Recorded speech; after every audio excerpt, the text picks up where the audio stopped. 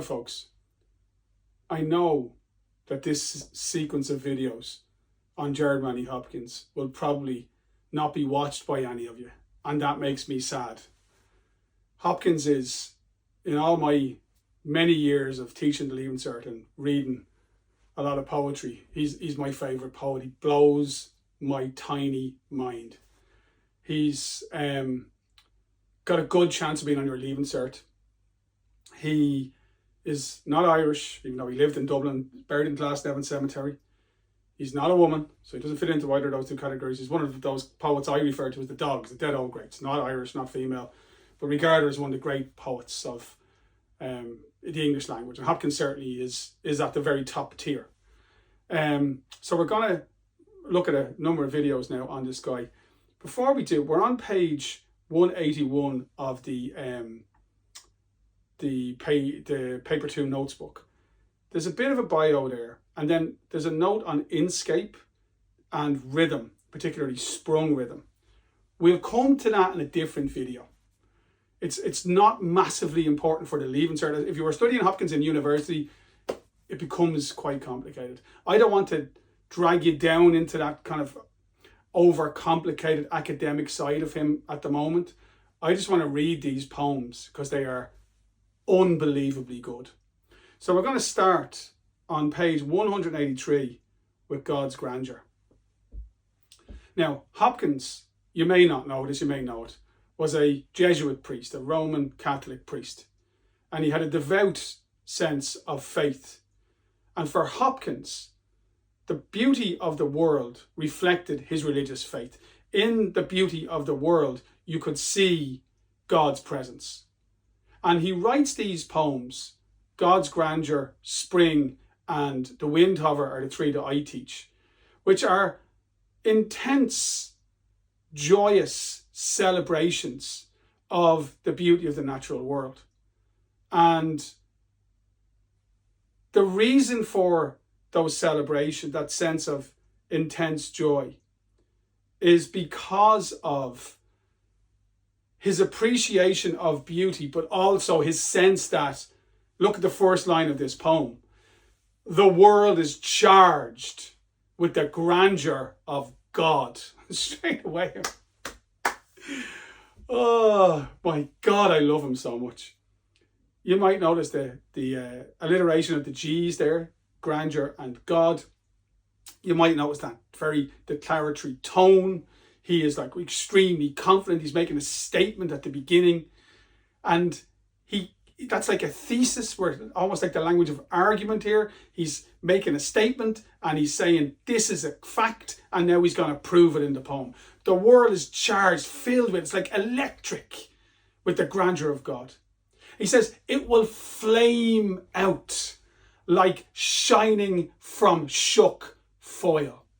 An incredibly unusual simile, very clever simile. Lovely use of sibilants, shining and shook. The S sound being repeated there, the SH sound actually being repeated there. And we have this sense of like this bright light, this bright, unmissable flame of warmth and heat and light. Like if you take foil and you shine the light off it, it will dazzle you. He's dazzled by the beauty of the natural world and God's grandeur within it. He says it, again, use alliteration, it gathers to a greatness like the ooze of oil. Lovely use of assonance there, of the ooze of oil crushed. And that's again a simile which a lot of students find hard to understand. I think it's magnificent. Ooze captures the idea of something slowly seeping out.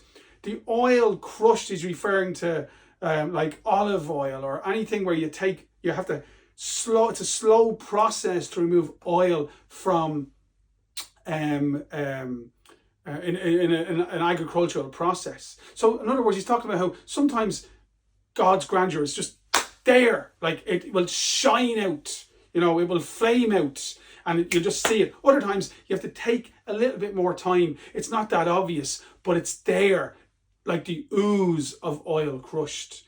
Whatever God's grandeur is always present. And then he asks this rhetorical question.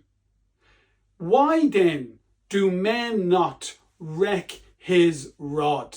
I love that question. I haven't got it highlighted there because we can't highlight everything. Although with Hopkins, I would. Just lovely to learn these poems because they're just magnificent. But the question he's asking is, to wreck the rod, that's an archaic use of language, which may put you off. It simply means obey his law. Why do men, if God's presence is so obvious in the world, why do people live such sinful lives? Why do people ignore that God is present, watching what they do? And Hopkins then, in the second half of the octave, this is a sonnet. Most of Hopkins' poems are sonnets. In the second quatrain, or 4-line sequence of the first 8 lines of octave, he describes human existence and the contrast with the sense of joy and beauty in the first 4 lines, the world of nature, with the grime and the toil of the world of man in the next 4 lines is really significant. He says, generations have trod, have trod, have trod. So there's repetition being used to talk about the wearying nature of human existence. To tread is to walk with a heavy step. Life is difficult.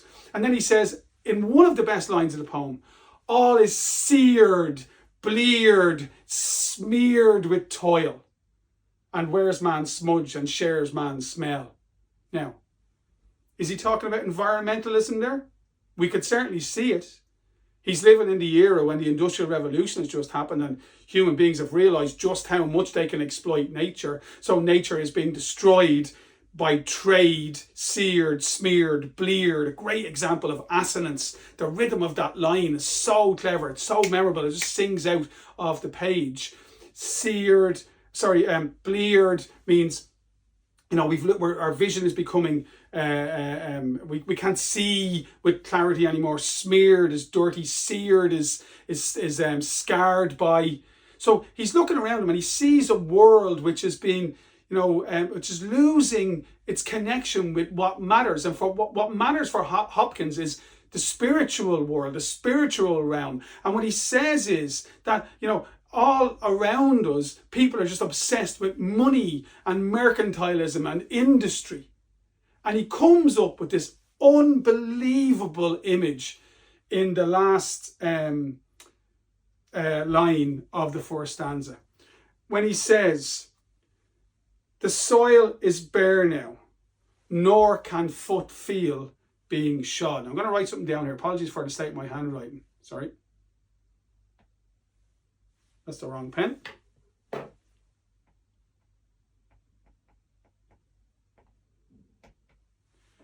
That word is pronounced synecdoche. It's a type of metaphor, a symbol. And it's when a small part of something is used to represent the whole. So if you ever want to try something out, but you're not quite committed to whether you're going to do it, you might say, well, I'm going to dip my toe in the water. That image of the toe being dipped in the water, it represents a broader sense of, not being sure, of being uncertain, of thinking about attempting something, but to not commit. That's what a synecdoche is. It's where a particular part of, a small part of something is used to represent the whole. Look at the last line of the first stanza. Nor can foot feel being shod. Again, the alliteration, wonderful. The rhythm and the lines, the rhyming. I haven't even mentioned the rhyming. But if you look at that symbol requires thought.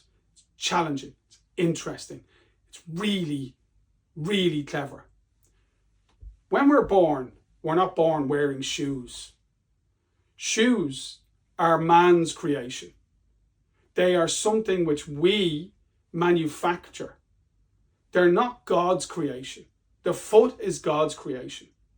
When we are shod, that means when we're wearing shoes, we are separating ourselves from the soil, from the earth, which is God's creation. This is an observation by the poet, which I think is, and I'm not a religious person at all, but I think is really, really meaningful. And the observation is this: the more we become obsessed with material things, the more we lose contact with the spiritual world. The value we put on material things detracts from our interaction with, if you're a religious person, our faith, and if you're not a religious person like me, with the things that really matter in the spiritual world of contentment and happiness and appreciation of life. Now, as we accumulate all the crap that we accumulate in our lives, isn't there an interesting message there in our modern materialist world? Anyway, Hopkins is not preaching to us, and I just want to show you the sestet of this poem. Hopkins says that even, no matter what we do, he says, and for all this, nature is never spent. Spent means exhausted, worn out. That even, despite the human activities, despite human behavior, nature will always renew itself. It will always be beautiful. And there lives so good, the dearest freshness, deep down things. Like, first of all, the alliteration of the D is great.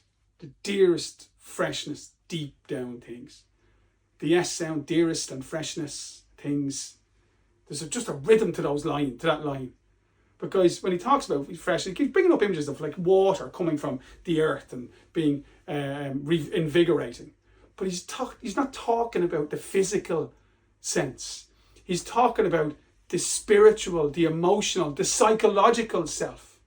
That getting out there and interacting with the natural world, getting away from the world of man, the world of manufactured materialism, it's refreshing. It makes life better. And for him, that is a shining light in an otherwise dark world. And though the last lights off the black west went, again, the alliteration is amazing.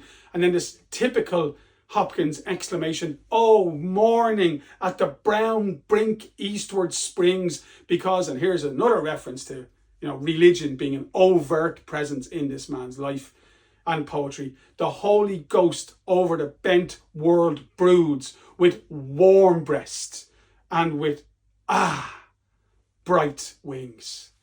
And this idea that in our world, for him, the Holy Ghost is the Spirit of God. This idea that God is omnipresent everywhere. That gives him warmth, gives him reassurance, gives him the same kind of possibility of life that the sun rising in the morning gives to the natural world. I mean, this guy was a genius. The rhythm of the writing, the inventiveness, the imagination of the imagery. Gerard Manley Hopkins, God's Grandeur. I hope you like it.